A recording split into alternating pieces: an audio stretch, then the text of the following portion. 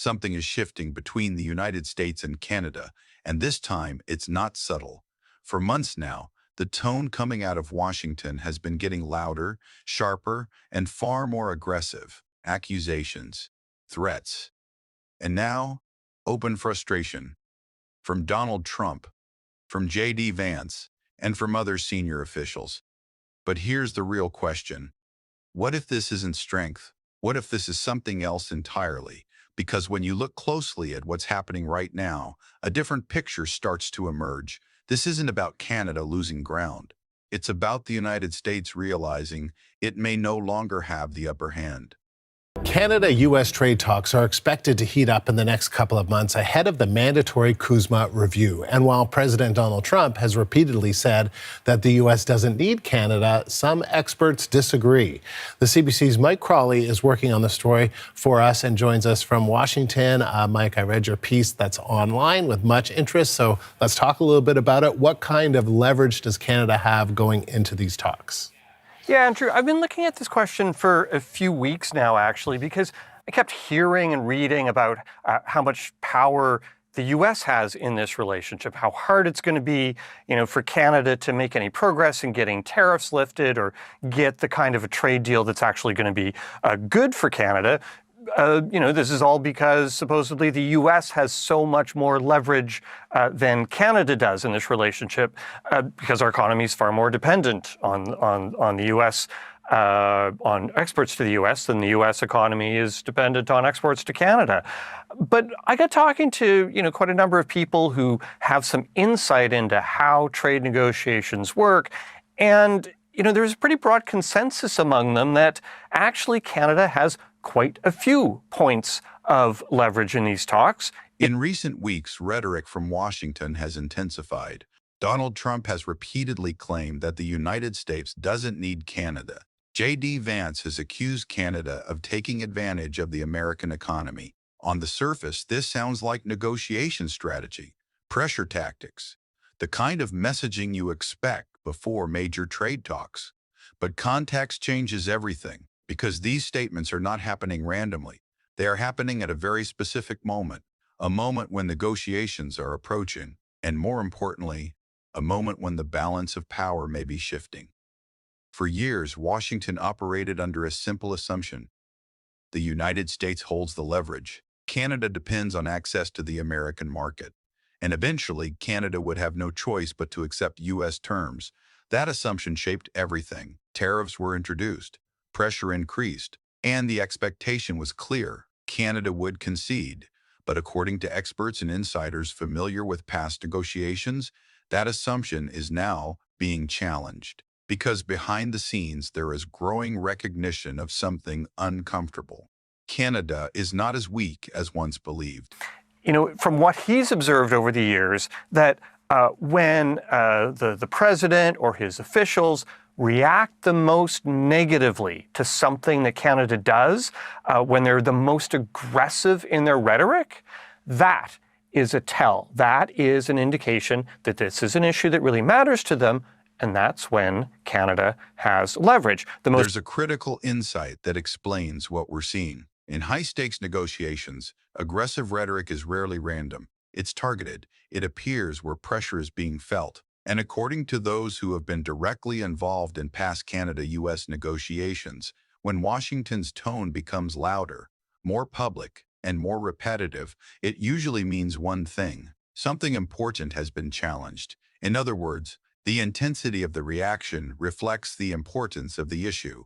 That changes everything, because now instead of seeing these statements as dominance, they start to look like something else, a reaction, a signal of pressure, a sign that the expected outcome is no longer guaranteed, and possibly a sign that the balance of power is shifting. And here's where the pattern becomes clear. The rhetoric has intensified at the exact same time that Canada has begun acting more independently. That's not coincidence. That's strategy meeting resistance. This is where Mark Carney becomes central to the story. Because what has changed over the past year is not just Canada's position, it's Canada's options. Instead of narrowing its economic path, Canada has expanded it. New partnerships, deeper global engagement, signals that it is open to opportunities beyond North America. These are not just economic moves, they are strategic signals. They tell Washington something very important. Canada is not locked into one outcome, and it can pivot if necessary. And in negotiations, that flexibility is power, because leverage is not just about size, it's about options, the ability to absorb pressure, and the credibility to walk away. Carney's strategy has strengthened all three. And that changes the game completely. Not through confrontation, not through escalation, but through positioning. The quiet construction of alternatives. And that's why this moment feels different. Because Canada is no longer reacting to pressure. It is reshaping the conditions under which that pressure exists. Right now, so how might Canada's energy markets play a role in future trade with the U.S.?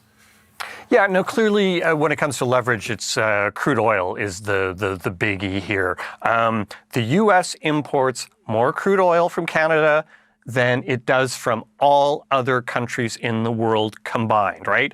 So I'm told that Canadian negotiators are basically trying to see what is a way that they can, leverage that resource, given all the uncertainty that we've got right now around rising prices, around U.S. access to oil from around the world. And the most important shift may not be diplomatic.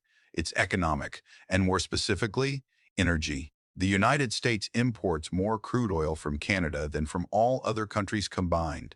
That single fact changes everything. Because in a world where energy markets are unstable, stability becomes power, and Canada offers exactly that. Reliable supply, geographic proximity, political stability, all at a time when global uncertainty is rising. Which means something simple but critical. The United States is not just a partner, it is also dependent. Now consider the timing. Tensions in the Middle East have disrupted energy flows. Oil prices have increased, global supply chains are under stress. At the same time, economic pressure inside the United States is rising. Cost of living is going up. Voters are feeling it. And tariffs, once seen as a tool of leverage, are now becoming a source of domestic pain. That creates a very different reality for Donald Trump, because it means the United States is no longer negotiating from pure strength. It is negotiating under pressure, and energy is only part of the story. Canada holds leverage in other critical areas, access to essential minerals, massive investment inside the U.S. economy, and the ability to redirect trade toward global partners. Taken together, this creates a completely different picture. Canada is not dependent. It is positioned. And suddenly those statements from Washington make sense. Not as dominance, but as frustration. Because if the United States truly had full leverage, there would be no need for repeated attacks, no need to reinforce the narrative, no need to escalate the tone. The fact that all of this is happening tells us something important. What we are witnessing is not just a trade dispute, it is a shift in perception. For years, the assumption was simple. The United States sets the terms, Canada follows, but that assumption is now being tested because leverage is not permanent, it evolves. And in this moment, Canada has more of it than many expected. So yes, the tone from Washington sounds aggressive. But beneath that tone, there is something else, a realization that the relationship is no longer one-sided, that Canada is no longer negotiating from weakness, but from strength. If you want clear, in-depth analysis of the biggest geopolitical shifts shaping Canada and the world, make sure you subscribe to the channel and turn on notifications so you don't miss our next report.